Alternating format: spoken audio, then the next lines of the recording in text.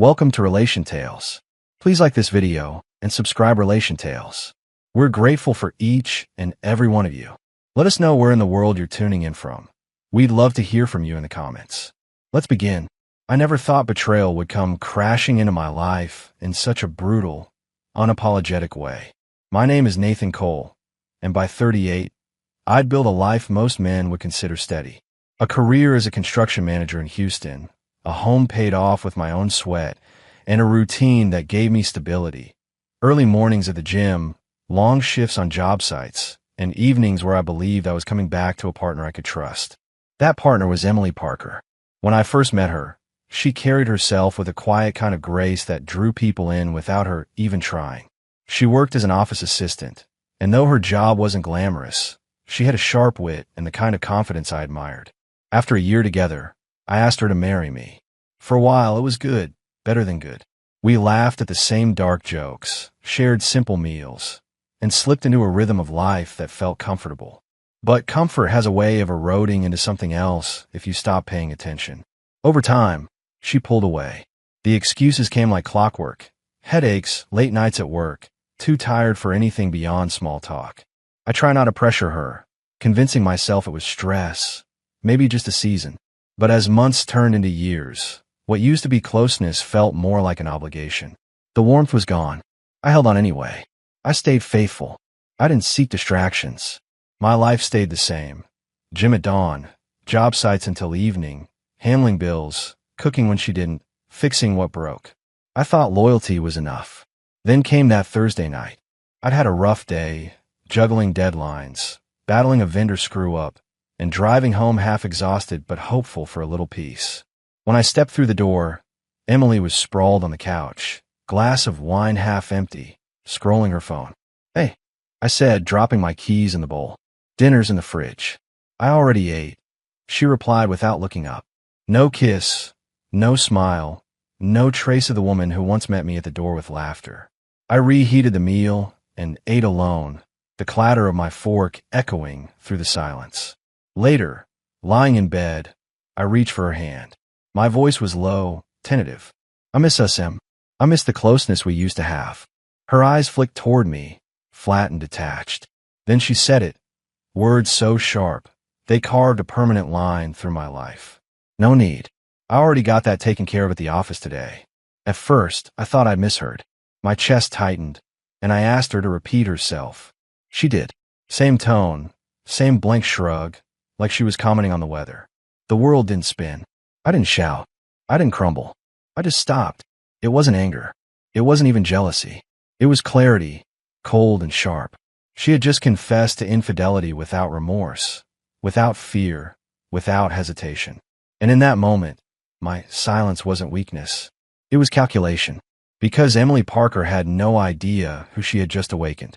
The next morning, Emily thought I was numb. She thought my silence was the silence of a wounded man, too broken to fight back. But she was wrong. I woke before dawn like always, laced up my shoes, and went for my run. Same routine, same discipline, same steady rhythm. Because discipline gives the illusion that nothing has changed, even when everything has. Inside, though, I was different.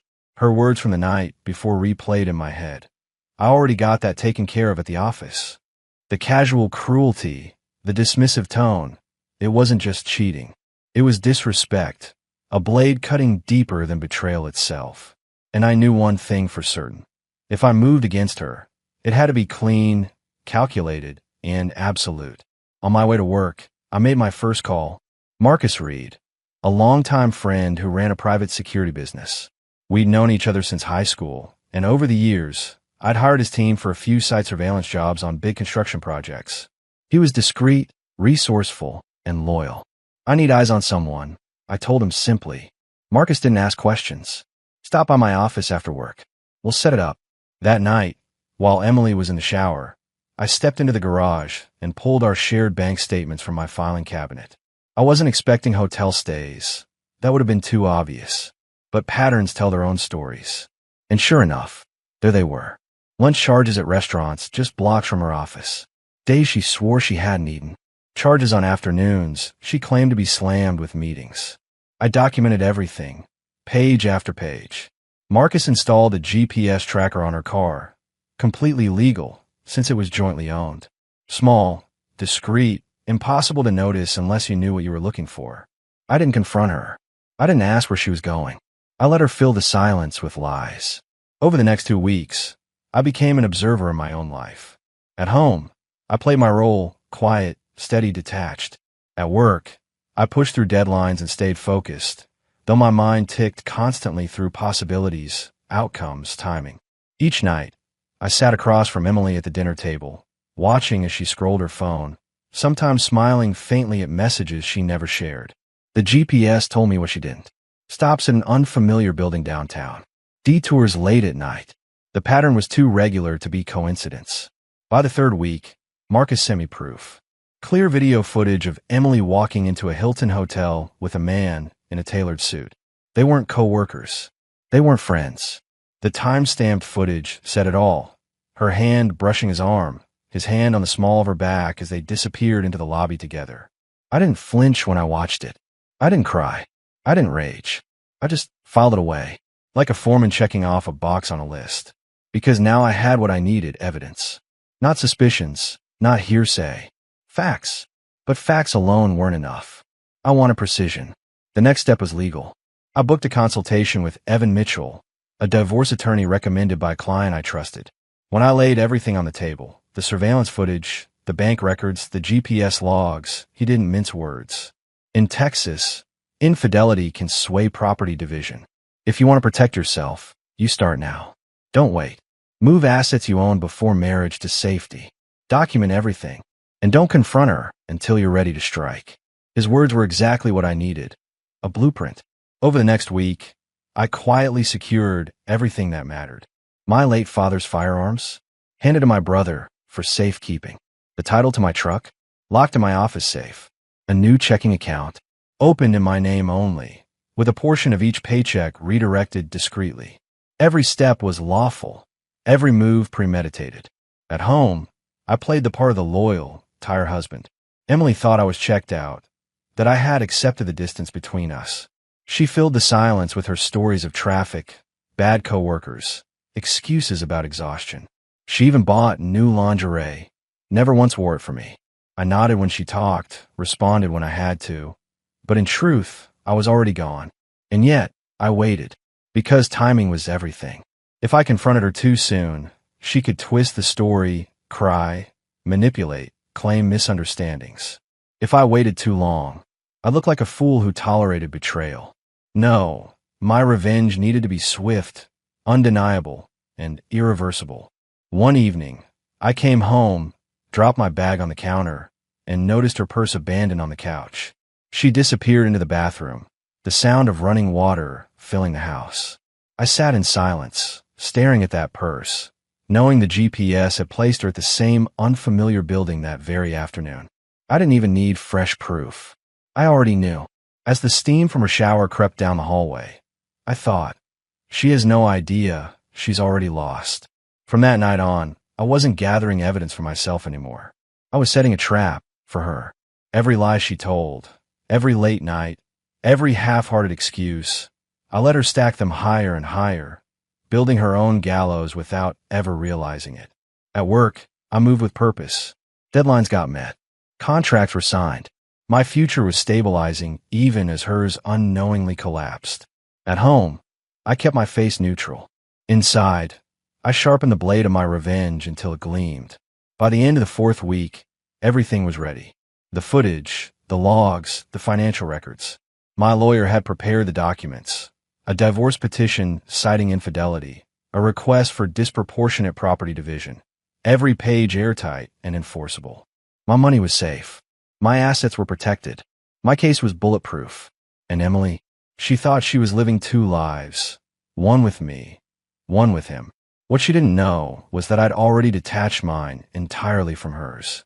The only thing left was execution, and I intended to deliver it in a way that would strip her of every ounce of control she thought she had. Because real revenge isn't loud. It isn't messy. Real revenge is quiet, calculated, and devastating. By the time the 5th week rolled around, I had perfected the mask I wore at home. To Emily, I was a husband too beaten down by routine to notice how far she had drifted. To the outside world, I was the same steady man I'd always been. But beneath that calm exterior, everything had shifted. I wasn't her partner anymore. I was her executioner, biding my time. The evidence was airtight. Marcus had given me clear footage. Images of her laughing with the man in the tailored suit, their bodies leaning too close at dinners, their silhouettes entering hotel rooms together. My lawyer, Evan, had stacked the documents neatly. GPS logs, bank charges, copies of messages Marcus had intercepted through public Wi-Fi captures. Nothing speculative, just hard proof. And now it was time to strike. I didn't want the confrontation to happen at home. Home gives people comfort, a chance to spin tears into pity. No, I wanted her off balance, blindsided. So I devised a plan that would deliver the blow in the one place she thought she was safe, her workplace. That Monday morning, while she was running late and scrambling to get her things together, she muttered about her busy schedule. I knew exactly how her day would play out. Her lunch break would be spent in that hotel across town. She'd text me about how exhausting her meetings were, maybe throw in a half-hearted excuse about staying late. But by the time she sat down at her desk that morning, her double life would already be collapsing. I left for work early, dressed sharply in a pressed shirt and blazer, not my usual sight clothes. In the passenger seat of my truck sat a sealed envelope, thick with documents. The divorce petition citing infidelity, the financial logs, the photos, the GPS records. Everything bound together, impossible to refute. But it wasn't a courier who would deliver it. It would be me. When I arrived at her office building, I signed into the front desk, pretending to be a delivery man with an urgent packet. The receptionist smiled politely and dialed her extension. Within minutes, Emily appeared in the lobby, wearing the navy blazer I'd once bought her for Christmas. She looked rushed, distracted, but when she spotted me, her expression faltered. "Nathan, what are you doing here?" I handed her the envelope. "This is for you." Confusion creased her forehead as she took it, fingers hesitating at the seal. "What is this?" "Everything you've been hiding," I said quietly. I didn't wait for her to open it. I didn't need to. The moment she tore it open, her carefully balanced world would detonate. I turned and walked calmly out of the glass doors, her voice trailing after me. "Wait, Nathan, what is this?" By the time I reached my truck, my phone was vibrating nonstop. Calls, texts, frantic messages piling one after another. "What is this? We need to talk. Please, it's not what it looks like." But I didn't answer. Silence was my response. Silence was louder than any words I could have spoken. That night, instead of going home, I checked into a modest hotel near my office. I knew exactly what Emily would do once she got off work. She'd rush home, open drawers, search through closets, realizing piece by piece that things were missing. My father's heirlooms gone. My documents gone. The safe emptied. She'd try to access our bank accounts and find herself locked out. She'd discover the joint credit card frozen, her financial leash severed. And she'd realized too late that the man she thought was blind had been watching every move, planning every step. The next morning, I sent out one email. No rage, no dramatic flair, just facts. To both families and our close friends. Emily and I are ending our marriage. This decision is mine, made after discovering her affair. I have documentation. I asked for privacy and respect at this time. That was it. No space for her to twist the story. No room for her to paint herself as the victim. Within days, the ripple effects began. Mutual friends stopped calling her. Family members who once sang her praises now sent me messages of quiet support, some even apologizing for not seeing the truth earlier. Emily, on the other hand, flooded my phone. At first, it was fury. "How dare you do this to me? You blindsided me at work." Then it shifted into guilt tripping. "We've been through so much. Can't we at least talk?" And finally, desperation. "I made a mistake. Please, Nathan, don't throw us away." But she didn't understand. There was nothing to throw away. She had already done it herself. Our communication narrowed to legal channels only. Evan advised me to respond to nothing outside official paperwork, and I followed his guidance to the letter. Every text, every voicemail went unanswered. My silence spoke volumes. For the first time in years, I felt the weight lifting. I didn't have to chase explanations, didn't have to beg for respect, didn't have to sleep next to someone pretending I wasn't there. And Emily? She was unraveling. Marcus told me he'd spotted her at a cafe one evening, pacing, red-eyed, phone clutched in her hand like a lifeline. She looked lost, as though she'd only just realized what she'd thrown away.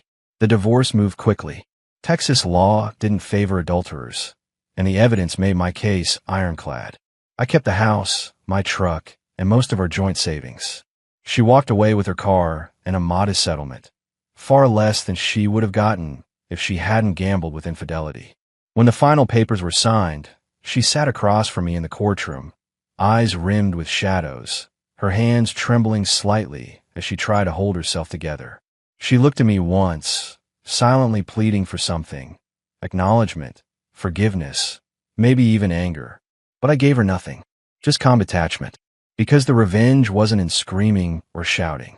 It was in the quiet way I walked away with my dignity intact, leaving her to realize that she had destroyed her own foundation while I built mine stronger than ever. And the cruelest part for her, I didn't hate her. I didn't even think about her with rage. I thought about her with nothing. That's the kind of revenge that leaves scars deeper than anger ever could. The divorce decree was signed on a rainy Friday morning, though the weather didn't matter to me anymore. I walked out of the courthouse with the papers tucked neatly under my arm and a calmness I hadn't felt in years. The noise, the lies, the slow erosion of respect. It was all over. Emily stayed behind in the courtroom, lingering in her chair like someone who had just woken from a bad dream only to realize it was her reality. She didn't follow me. She didn't try to speak. Maybe she knew it wouldn't matter. Over the next few weeks, her messages came in waves. At first, they were long and angry. You ruined my life, Nathan. You embarrassed me in front of everyone. You didn't have to humiliate me like that. Then they shifted into guilt. We had history. Don't throw it all away. Can we talk about it? When that didn't work, desperation bled through. Please, I made a mistake. I miss you. I can change. But by then, her words had no power. She wasn't speaking to the man who once sat across from her at dinner, waiting for her attention. She was speaking into a void. My silence was louder than any reply. I focused on myself. I rejoined the gym I'd stopped attending when work consumed me. I cooked meals that I actually enjoyed, not the quick reheats I'd grown used to. I called my brother more, spent time with my nieces, let myself reconnect with family I neglected while carrying the dead weight of a loveless marriage. Slowly, life began to feel like mine again. And yet, I won't pretend there weren't nights I lay awake, staring at the ceiling, remembering how casually she had admitted to her affair. The cruelty of it, the shrug, the indifference. At first, those words echoed like curse. But as weeks passed, the echo faded. It became a reminder instead, a reminder of why I would never let myself be disrespected like that again. The greatest satisfaction came not from her downfall, but from knowing I had walked away with everything that mattered. My dignity, my stability, my future. She couldn't twist the story to make me the villain. The documents, the proof, the clean execution of my plan. Every detail cut off her escape.